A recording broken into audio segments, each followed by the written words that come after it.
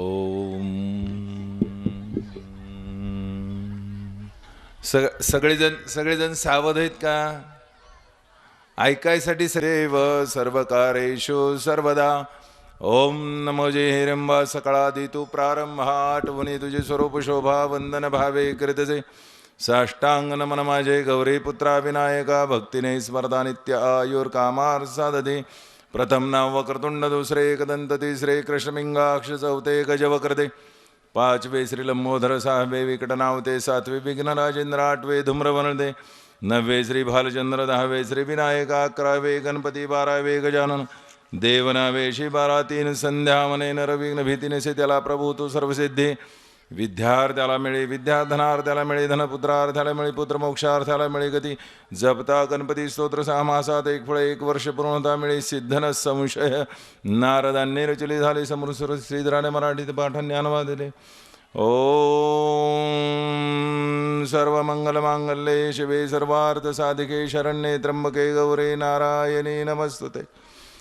या कुंदे तुषारहार धवलाया शुभ्रवस्त्रान्विताया वीणा वरदंड मंडितकराया श्वेत पद्मासना ओम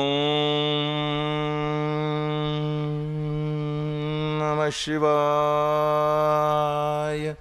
सदा भद्रते कानायकोत देवा सदा भद्रते चक्षु पाहोत देवा असे कल्पले आयुजे ब्रह्मयाने जगावे पुरेते निरोगी तनुने राहावी सदा शक्तिशाली चांगे स्तुती स्तोत्र देवा करू भक्तिरंगे तुझ्या या जुने पोजने जीवनाचा कळावा खरा अर्थ आम्हा सुखाचा करो स्वस्ती सर्वत्र तो इंद्रदेव ज्याच्या धनाचा नसे ठाव जगी स्वस्ती विश्वज्ञ पूषा करू दे तसा संकटा पक्षराजा रू दे सुरांचा गुरु स्वस्ती शांती सदैव त्रिकाळा सतेची त्रिधा शांती हो अशी गावनी प्रार्थना नम्र भावे गणेशा तुझे स्तोत्र वाचे वदावे गुरु तुम्हाला आम्ही वंदन कवा गुरुर्ब्रह्मा गुरुर्विष्णू गुरुर्देव महेश्वरा गुरुर साक्षात परब्रह्म तस्मै श्री गुरुवे नमः शिवेश्वर भगवान की जय सद्गुरु नारायण देव बाबा की जय श्री गुरु मानव नागनाथ महाराज की जय माऊली दादा की जय खटकेश्वर भगवान की जय ईश्वर भारती बाबा की जय ज्ञानानंद जी महाराज की जय सर्व संतन की सब संतन की जय ओम संगमेश्वर भगवान की जय। सर्व आज या ठिकाणी मातृशक्ती या ठिकाणी उभा आहे बसलेली आहे। या पंचकृषीमध्ये पवित्र अशा आणि पावनभूमीमध्ये आपण सर्वजण या ठिकाणी बसलेले आहात। तुम्ही सर्वजण एवढे भाग्यवान आहात, पुण्यवान आहात, खूप श्रीमंत आहात। हरणाजवळ कस्तुरी असते, कस्तुरी, आणि त्या कस्तुरी त्या हरणाला कळत नाही की माझ्याजवळ ही कस्तुरी एवढा सुगंध येतो, तिला एवढा सुगंध येतो आणि त्या सुगंधाचा कुठं दरवळतो आहे सुगंध आणि तो कुठे मला मिळेल याच्यासाठी तो खूप धडपड करतो। नवे नवे एखादा मृगजळ जर त्याला दिसलं तर असं वाटतं की त्याला आता पाणी आहे आणि त्या पाण्याच्या मृगजळाच्या पाठीमागे पळत राहतं, पण ॲक्च्युअली ते पाणी नसतं। आपल्या ठिकाणी सर्वांच्या जवळ एवढी कस्तुरी आहे। सांगायचा मुद्दा असा आहे की आपल्या जवळ एवढी मोठी तपोभूमी आहे। स्थान महात्म्य कळल्याशिवाय त्या जागेबद्दलचं महत्त्व आपल्याला कळत नाही। त्यामुळे सर्वांना माझी अशी विनंती आहे की या जागेचं महत्त्व अगोदर आपल्याला कळलं पाहिजे। काल महाराजांनी आपल्याला क्षेत्रज्ञ योग, क्षेत्र म्हणजे काय, काल डॉक्टर राजेंद्र वीर यांनी सांगितलं क्षेत्र म्हणजे शरीर आहे। क्षेत्रज्ञ म्हणजे याला जाणणारा जो आहे, या शरीराची हालचाल चलनवलन करणारा जो आहे। माझा हात हालतोय, माझे डोळे पाहतायत, तोंड बोलतंय, माझे कान ऐकतायत, पण हे सगळं ऐकणारा जो आहे तो आतला, बोलणारा जो आहे तो आतला, ऐकणारा जो आहे तो आतला, पाहणारा जो आहे तो आतला।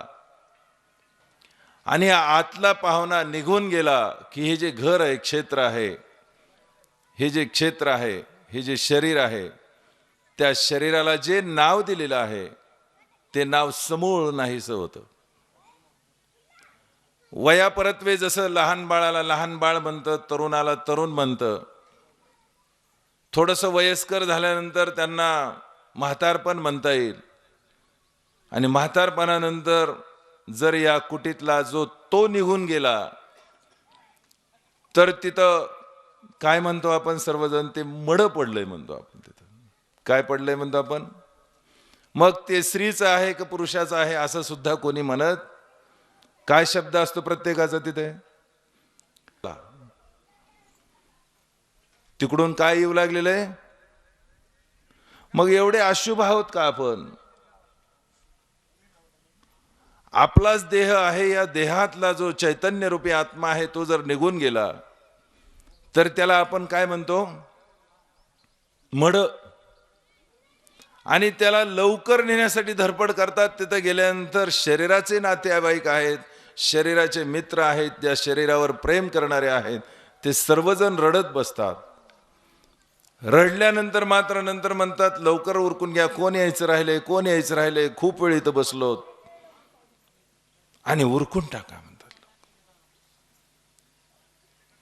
मग सगळ्यांना मला एक नम्र विनंती आहे की आपल्यामध्ये जो आहे त्याच्यामुळे आपल्याला खरी किंमत आहे. म्हणजे आपण श्रीमंत आहोत का भिकारी आहोत? खरे कोण आहेत आपण?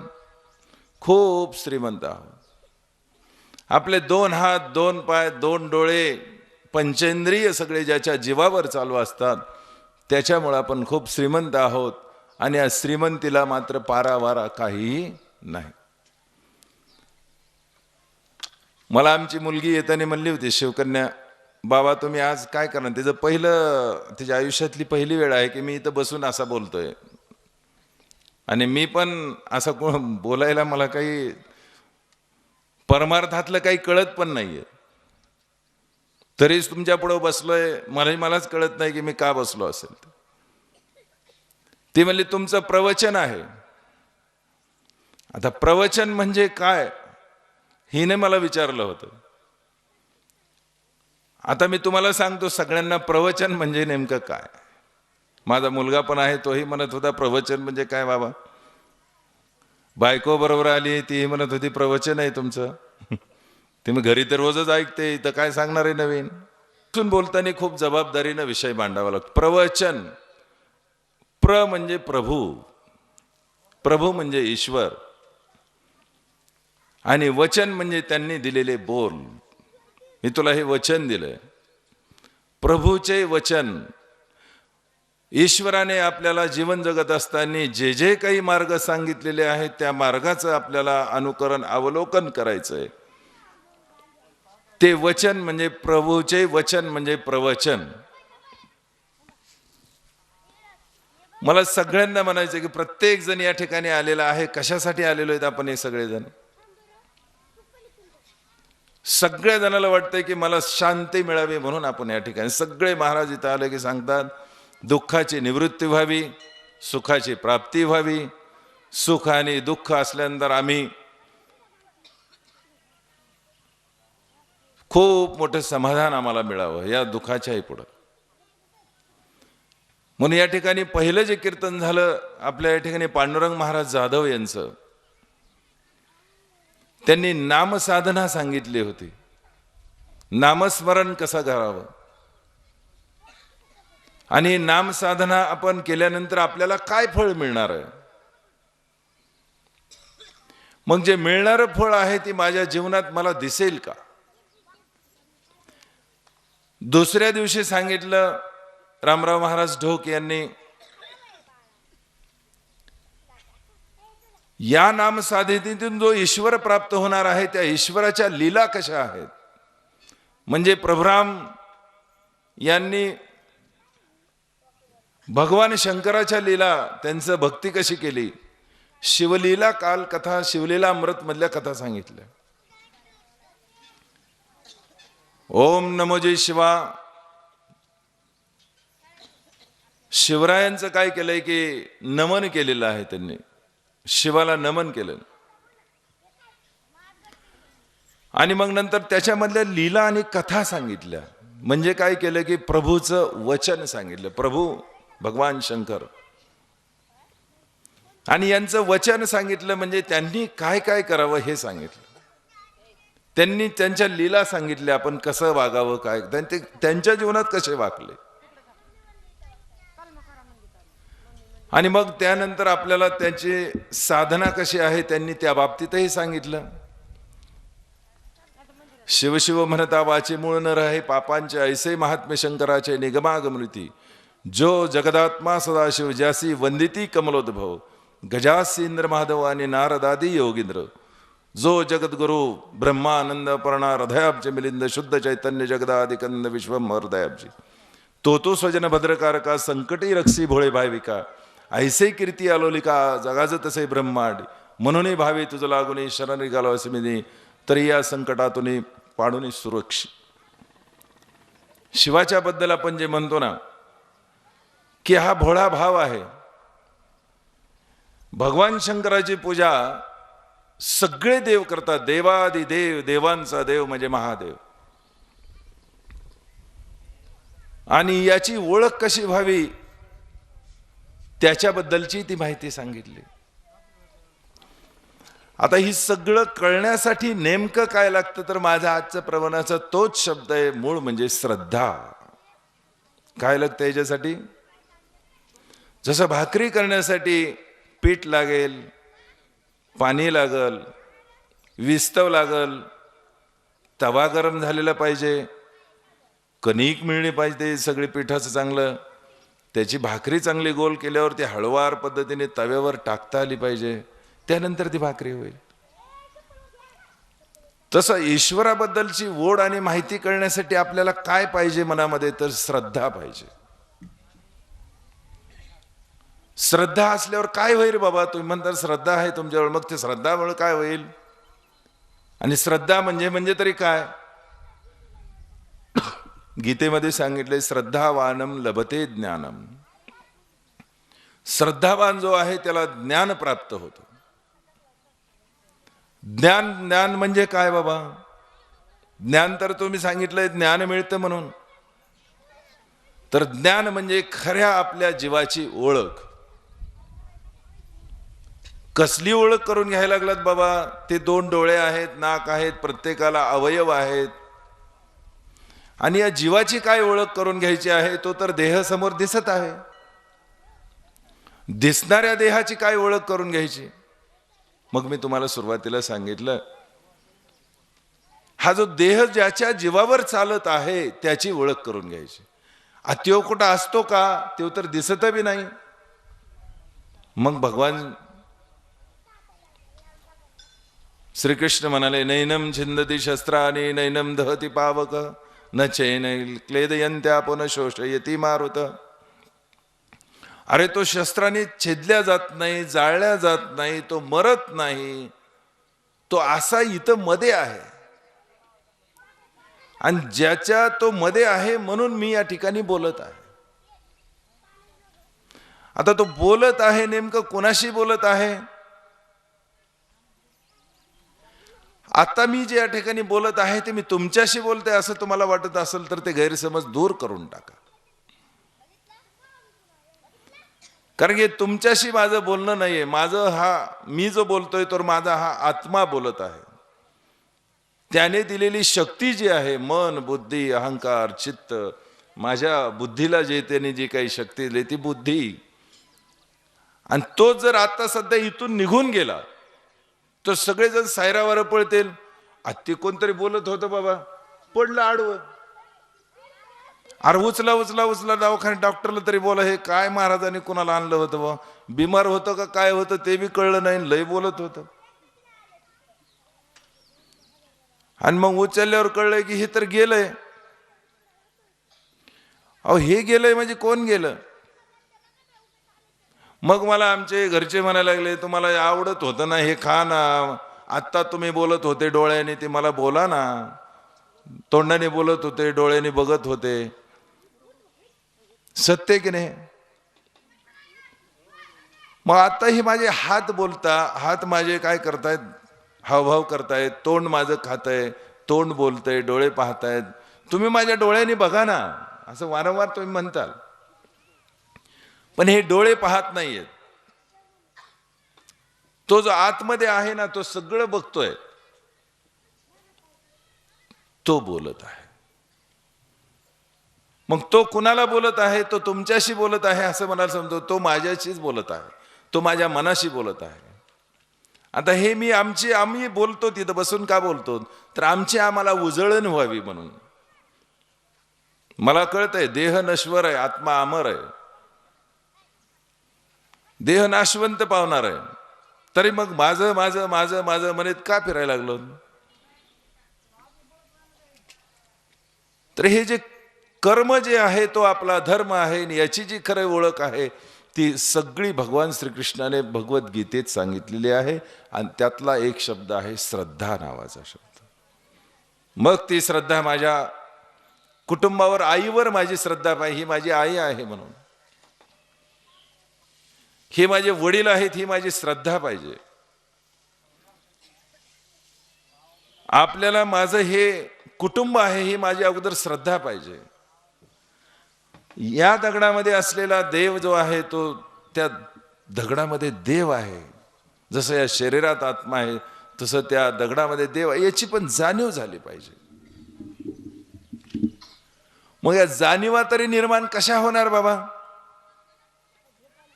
मग जाणीवा निर्माण होण्यासाठी काय आहे? तर आपल्याकडे खूप मोठी उणीव आहे. उणीव आहे म्हणजे काय? नाही आपल्याकडे ती जाण नाही. मग ती जाण येण्यासाठी ती उणीव दूर करायची आहे. मग अशी उणीव जी कोणती आहे उणीव बाबा आपल्याकडे म्हणून हे कळत नाही. एवढं मोठं वय झालंय, आता उद्या जायची वेळ आलेली नेमकी. बरं नेमकं म्हातारपणीच जात आहे का? नाही. तरुणपणीच जात आहे का? नाही. बालपणीच जात आहे का? नाही. त्याचा वेळच नाही. काही जण पोटामध्ये आहे तेव्हाच जात आहे, काही जण जन्मल्या जन्मल्या जात आहे, काही जण तरुणपणात जात आहे, बालपणात जात आहे, म्हातारपणात. ठरलेली वेळ फिक्स बिलकुल नाही. आमचे बाबा आहे तिथं लोखंडे महाराज, इथं माझ्या बरोबर आलेले आहेत. त्यांना तुम्ही एवढे सगळे बसलेत ना, एका आजीला जरी आता बोलवलं किंवा बाबाला बोलवलं, तुमची जन्मतारीख ते लगेच सांगणार. यांची ही जन्मतारीख आहे. त्यांना पुढचं 100 वर्षाचं कॅलेंडर पाठ आहे, मागचंही पाठ आहे. असे हे अवलिया बाबा आहेत. ते ज्ञान त्यांच्याकडे आहे. माझ्या लग्नानंतर मला मुलगा कधी होणार आहे त्यांनी अगोदरच सांगितलं. त्याच वेळेला झाला, त्याच वेळेला मुलगी पण झाली. काय सांगावं आता ही श्रद्धा. हे लोखंडे महाराज इथं पाटोद्याचे आहेत या ठिकाणी. आता असला चमत्कार म्हणलं की आपण परेशान होतो. कुठे ते बाबा बघू बरं लगेच, बरं होईल लगेच. आपलं बी काही सांगितलं तर त्यांना मरणाची बी तारीख कळते, पण ती कुणी विचारणार. त्याचं एक उदाहरण असं सांगतो. जैन मुनीच्या ठिकाणी ते गेले होते का जैनाच्या घरी. 30 वर्षापासून त्यांचा मुलगा गायब होता. आणि त्यांच्या नंतर कळलं की ते म्हणले कधी येणार आहे बाबा? ते म्हणले काहीतरी 11 तारीख त्यांनी सांगितले होते. 2010ला त्यांनी विचारलं होतं आणि 2014ला ते येईल म्हणले तुमच्याकडं, पण पुढं तुमचं बघा. बरोबर 30 वर्षानंतर 2010ला त्यांनी सांगितलं 14ला येणे. 14ला बरोबर त्या तारखेला तिथे आलं. हे त्रिकाल ज्ञानी. पुढं काय झालं? दुसऱ्या दिवशी ते गेलं. हे बी विशेष. मग ते म्हणले आता तुम्हाला कोट्यवधी रुपये देतो, तुम्ही जैन धर्म स्वीकारा. ते चांभार आहेत. ते म्हणले माझं आहे त्यातच मी जीवन आनंदात जगणार आहे. स्वधर्म पालन मी करणार आहे, नंतर माझं जीवन जगणार आहे. असे हे बाबा आहे. या क्षेत्राची ओळख, चमत्कार एवढे तुम्हाला सांगतो ना, पदोपदी ईश्वराचे चमत्कार आहेत. फक्त आपल्याला ते ओळखता आले पाहिजेत की ते ईश्वराचे चमत्कार आहेत. ईश्वर आहे याची जाणीव वारंवार ते करून देतात.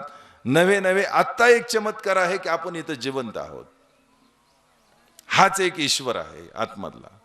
तो इथून जर गेला ना तर हा चमत्कार संपला, लगेच उचला. मग नेमकं याला ओळखायचं कसं बाबा? तर शरीराचे नातेवाईक आहेत तोपर्यंत आपल्याला आनंद वाटतो, शरीराचे मित्र भेटला की आनंद वाटतो, शरीराची आई भेटली की आनंद वाटतो. पण ज्याला ज्याची खरं ओळख झालेली आहे त्याला शरीराच्या नातेवाईकांचं काही घेणं देणं नसतं. तुम्ही म्हणता हे कसं काय बाबा? आपल्या इथं जिवंत उदाहरण आहे ज्यांच्यामुळे हा सप्ताह उभा आहे. या भगवान महाराजांना महाराज कसे झाले बाबा? हे तर आमच्यासारखे लय म्हणजे आमच्या समोर जन्मलं होते. काय म्हणतात काही जण, आमच्या समोर जन्म, इथं खेळत होते, इथं मेंढ्या पाळीत होते. अहो काही नव्हतं आमच्या डोळ्यासमोर म्हणत, तुम्हाला काय सांगावं असं म्हणूनच परेशान आहेत लोक. हा बी एक चमत्कारच आहे ना, ईश्वर असल्याचा एक चमत्कार आहे. आता हे पोर आहेत इकडे तिकडे गोट्या खेळतेत, शेंबूड पुसतेत, कुठंतरी फिरत बसतेत. वयाच्या 11व्या वर्षी ज्याला ओम नमः शिवाय म्हणायचं ध्यान कळतं आणि सतत नामस्मरण होतं, वयाच्या 10व्या आणि 11व्या वर्षी शुद्ध बीजापोटी फळे रसाळ गोमटी, धन्य त्याची माय धन्य त्याचे पिता, ज्यांच्या पोटी हे रत्न जन्मलेले, आम्हाला ते सुद्धा बरं वाटत नाही. लय शहाणी बाई आहे काय बाई? त्या कुटुंबाला, त्या मुलीला, त्या काय वाटेल ते म्हणण्यासाठी आपण धडपड, म्हणजे आपण चमत्कार ईश्वराचा पाहून सुद्धा त्याच्याकडे दुर्लक्ष करतो आणि ते खोटं आहे असं मानतो. मग खोट्याच्या पदरी काय पडतो? गोटा. खोट्याच्या पदरी काय पडतो? गोटा. मग हे सगळं ज्ञान त्यांना झालं, हा चमत्कार आपल्या डोळ्यासमोर आहे. या पंचकृषीमध्ये नाही तर या जिल्ह्यामध्ये जेवढे मठाधिपती आहेत, ह्या सगळ्यांनी त्यांची साधना पाहिलेली आहे. अहो त्या वयाच्या 10व्या वर्षी जर श्रद्धा पडते आपली, श्रद्धा वानम लभते ज्ञानम, श्रद्धा या नामस्मरणावर पडली. काय असं म्हणत होते का त्यांचे वडील फोरच का खूप काय ऋषीमुनी होते का कुठं त्या हिमालयातून आलेत? पूर्वजन्मीचे असतील, काही सांगता येत नाहीये. वडिलांची खूप मोठी साधना अशी आहे का ज्याच्यामुळे ते या ठिकाणी आहेत, असं बी काय असेल? ह्या सगळ्या बाबींचा विचार जर केला तर आपल्याला एक प्रश्नाचं उत्तर कळतं की आपणही अशाच पद्धतीचं नामस्मरण केलं तर या पदापर्यंत आपल्याला यायला जास्त वेळ लागणार नाही. त्या पंचाग्नी साधना आपल्याला कळत नव्हत्या या परिसरामध्ये. त्या आम्ही कुंभमेळ्यामध्ये आम्ही जाऊन यायचो त्यावेळेस कळायचं की त्या ठिकाणी पंचाग्नी साधना असतात, त्या ठिकाणी मध्ये बसतात आणि मग नामस्मरण करतात आणि एक आहुती देतात. एवढा मोठा चमत्कार की या ठिकाणी पंचाग्नी साधना, तांदळवाडी आहे, रिदोरी आहे, भादली आहे. ज्या परिसरामध्ये मंदिरं, ज्या ज्या बाबांनी मंदिरं, ते तुटलेले जीर्ण झालेले मंदिरांना ज्यांनी ज्यांनी स्पर्श करण्याचा किंवा दुरुस्त करण्याचा प्रयत्न केला त्यांचा मृत्यू झाला. ह्या इथं गंगाच्या पुढे पुरुषोत्तमपुरी आहे ना, तिथं चक्रतीर्थ आहे. तिथं एका राक्षसाचा वध केल्यानंतर भगवान श्रीकृष्णाने सुदर्शन चक्र त्या ठिकाणी स्वच्छ केलेलं आहे, धुतलेलं आहे. ती पुरुषोत्तमपुरी त्या ठिकाणी आहे. तपेलिमगाव म्हणजे तपोभूमी आहे. तिथं आणखी कुठलं तरी रक्षा खालून निघते म्हणून त्या ठिकाणी तपस्व्यांची भूमी तपेलिमगाव म्हणतात. तिथं एकही महात्मा जास्त काळ टिकत नाही. या बाबांनी तिथं 1-1.5 कोटीची मंदिरं बांधली. जलसाधना त्या ठिकाणी केली, जी जलसाधना की 3-3 महिने पाण्यामध्ये उभं राहून सकाळी 6 ते संध्याकाळी 6, हे सगळे चमत्कारच आहे ना. त्या साधनेमध्ये गंगेमध्ये उभा राहिल्यानंतर आतमधून काही सर्प यायचे, अंगावर थांबायचे. तुम्हाला आम्हाला झुरळ जरी आलं तरी पळून जातो आपण. झुरळ दिसलं तरी पळून जातो. आपण असतो एवढे मोठे, झुरळ असतं एवढंसं. ते आमचा शिवप्रसाद आहे, खूप मोठा आहे, पण झुरळ दिसलं की पळून जातो. साप असतो एवढूसा, माणूस असतो एवढा मोठा, बघितलं की पळून जातो, भ्यापान लागतं म्हणतात. हे सगळं भयमुक्त जीवन झालेलं आहे. ज्यांचं भयमुक्त जीवन कशामुळे झालं? तर त्याचं फक्त ज्ञान प्राप्त झालं, म्हणजे श्रद्धा आहे म्हणून ज्ञान झालं. म्हणे श्रद्धावानम लभते ज्ञानम, म्हणून त्यांना ती श्रद्धा पडली आणि ते ज्ञान प्राप्त झालं, म्हणून ते या पदाला येऊन पोहोचले. आपलं नशीब आहे की आपण त्यांच्या कुठेतरी सेवेमध्ये आहोत. कळतोय का सगळ्यांना मुद्दा? आता वेळ खूप झालेली, तुम्हाला मी नंतर कधी जास्त बोलेल. आपल्या सगळ्यांना मोठे साहेब आहेत त्या ठिकाणी. मला तुमच्याशी बोलायचं आहे. काय मोठे साहेब लांब बसले, या ना थोडं पुढे. आमचे काका पण आले, शिंदे साहेब, डॉक्टरांचे वडील आहेत, सरपंच आहेत. बाबा थांबवायचं ना आता का 5 मिनिटं? अहो ह्या सगळ्या गोष्टी नर्मदा परिक्रमा बाबांनी केली. 2.5 महिने पायी चालले एकटे. मग कुठं गेले त्यांच्या शरीराचे आई वडील आहेत, शरीराचे मित्र आहेत, कुठं गेले? शरीराचे जेवढे संबंधी नाते आहेत त्या संबंध त्यांनी मागच डॉक्टर राजेंद्र वीर यांनी सांगितली बासरी केली. बासरी कशाची बासरी केली? त्या भगवान श्रीकृष्णाची बासरीवर खूप मोठं प्रेम होतं. कशामुळे प्रेम? तर ती आतून मोकळी झाली. काम, क्रोध, लोभ, मोह, मत्सर या षडविकारांपासून त्या छिद्र पाडून त्यातून दूर झाले, म्हणून ते चांगले झाले.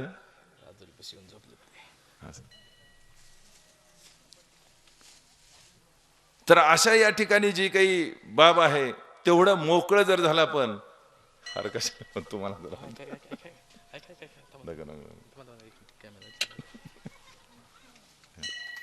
हरे कृष्ण.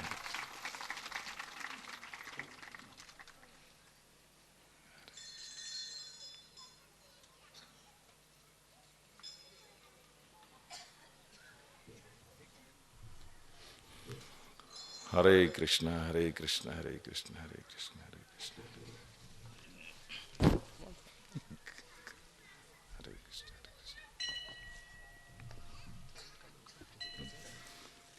तर या ठिकाणी बाबांनी या ठिकाणी आता खूप वेळ झालेला आहे. मग तुम्हाला 1-2च शब्द सांगायचे आहेत, मला विचारायचे आहेत. मला आपण खातो कशासाठी? लवकर लवकर सांगा बरं का डॉक्टर मोठे साहेब. खातो कशासाठी? जगण्यासाठी. जगतो कशासाठी? आपण जगायचं कशासाठी? सगळ्यांनी परमार्थ करून खायला काय मिळते? इथं आता पाकिट दिलं तर जमतं, नाही तर नाही. कालच बाबांनी सांगितलं आपल्याला सर्वांना खायचंय कशासाठी? जगाय. टोपी कशासाठी काढली? टोपी ही डोक्यासाठी टोपी आहे. आणि डोकं कशासाठी? या टोपीसाठी. जनावराचा गोठा आहे, गोठा कशासाठी? जनावरासाठी. आणि जनावर कशासाठी? गोठ्यासाठी. मग खायचं कशासाठी? जगण्यासाठी. जगायचं कशासाठी? रट्टून खाण्यासाठी. तर माझे कर्तव्य आहेत, मला ते पार पाडण्यासाठी जगायचंय, मला संसार करायचा आहे सगळा. आणि तो करत असताना मला काय करायचंय? तर मला धर्माचं पालन करायचंय. मग धर्म कोणता आहे बाबा? मला नेमकं विचारलं धर्म कोणता आहे? तुम्ही धर्म सांगता, मग हिंदू, मुस्लिम, शीख धर्म असा काही आहे का? पितृधर्म पालन करायचा आहे, मला पुत्र धर्म पालन करायचा आहे, मला मित्र धर्म पालन करायचा आहे, मला राष्ट्रधर्म पालन करायचा आहे, पत्नी धर्म मला पालन करायचा आहे. मग हे काय बाबा धर्म? बंधू धर्म पालन करायचा आहे. आणि याच्यात जिथं जिथं बिघाड होतंय का तिथं तिथं महाभारत रामायण चालू होतं. आता छोटंसं उदाहरण आहे. धर्म पालन म्हणजे काय? तर मला ज्या ठिकाणी धर्माचं पालन करायचंय, मला पितृधर्म पालन करायचंय, म्हणजे जर मी केलं तर संसार तो फोल ठरतो. पती धर्म म्हणजे काय? तर पत्नीने पत्नीविषयीचं कर्तव्य आहे ते जर नीट नाही पालन केलं, तिला व्यवस्थित वेळेवर गरजा नाही पूर्ण करून दिल्या तर घरात तंटे वाढतात. पत्नी पुत्रधर्म आहे. पुत्रधर्म म्हणजे काय? तर पुत्राने वडिलाच्या विषयीचं जे कर्तव्य आहे ते जर नीट नाही पालन केले, म्हातारं झाल्यावर नाही सांभाळलं तर ते 10 ठिकाणी ओरडणार, माझं पोरग मला सांभाळीत नाही, झाले किरकिरी. पत्नी धर्म आहे. पत्नीने पतीविषयीचं कर्तव्य काय ते जर नीट नाही पालन जर केले तर त्या घरामध्येही किरकिरी. बंधू धर्म आहे. बंधूने बंधूविषयीचं मोठ्याचं लहान्याविषयी हे कर्तव्य नाही पार पडले, त्याचेही भांडणं. मग हा धर्म पालन करण्यासाठी सगळं जे काही कसं कर्तव्य पार काढायचं ते फक्त भगवद्गीतेत सांगितलेलं आहे. आणि हे सगळं कळण्यासाठी आपल्याला संत, ग्रंथ, भगवंत यांच्याशी आपल्याला एक निष्ठेने राहावं लागेल. त्यांच्याशी आपल्याला समर्पण करून राहावं लागेल, श्रद्धा ठेवावी लागेल. आणि मग त्या श्रद्धेची खरी ओळख कशी कोण करून देणार? तर शेवटचं एक उदाहरण सांगतो आणि मी या ठिकाणी पूर्णविराम देतो. 3 वाटसरू रस्त्याने चाललेले होते. सगळ्याला कळतंय ना, वाटसरू रस्त्याने चाललेले होते. जंगलामध्ये तिथं आल्यानंतर असं झालं की त्या ठिकाणी दगड पडलेला होता. तो दगड पडलेला पाहिला आणि सुरुवातीचा जो होता त्या दगडावर थुकला पहिला माणूस, पुढे गेला. दुसराने बघितला आणि दुसरा त्या ठिकाणी त्याच्यावर लघुशंका केली. तिसऱ्याने विधी केलेला होता तो पुसला.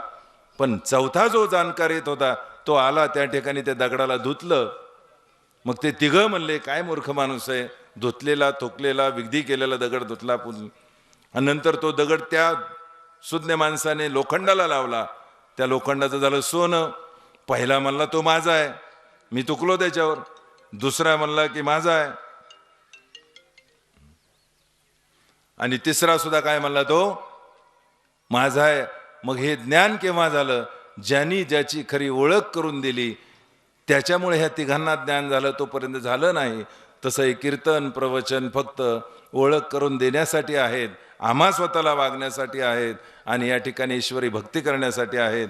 तर या ठिकाणी मी माझे हे तुम्हाला उदाहरण सांगून संपतो. राम कृष्ण हरी. ओम नमः शिवाय. सर्वांनी म्हणा 2-3 वेळेस. आपले या ठिकाणी संपलेलं आहे. हरिपाठ करणाऱ्यांना विनंती आहे की त्यांनी हरिपाठाला सुरुवात करावी. आपण 2-3 वेळेस ओम नमः शिवाय म्हणून सर्वांनी म्हणायचं आहे. स्वतः व्यवस्थित सरळ बसायचं आहे. ओम नमः शिवाय. ओम नमः शिवाय. ओम नमः शिवाय. ओम नमः शिवाय. या ठिकाणी मी या ठिकाणी थांबतो. जे चांगल्या काही बाबी असतील त्या माझ्या गुरुच्या असतील, ईश्वराच्या असतील. जे चूक झाली असेल तर ती काही माझी वैयक्तिक आहे, त्यातलं तुम्ही काही घेऊ नका. चांगलं काही ते निवडा. चातक पक्षासारख्या चांगल्या गोष्टी घ्या. वाईट असेल ते माझ्याकडे वापस देऊन टाका. मी घेऊन त्या नदीला टाकून देतो परत वाईट